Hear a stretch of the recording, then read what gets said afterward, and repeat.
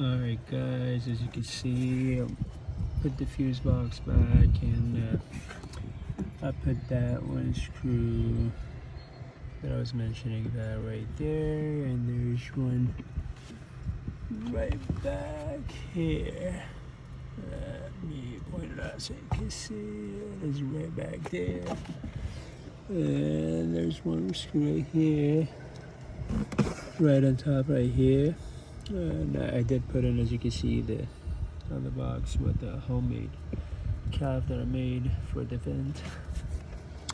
I attached back the fuse back here, and the sensor, I mean.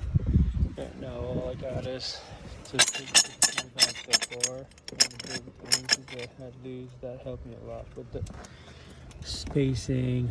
My hands had worked well with removing it, and there was enough space for me to move things around. And last thing, I'm gonna have to put this last piece back on top as it is on that end. Same one on this end, and then there's like a few notches right on top, 1, 2, 3, and then all good to go.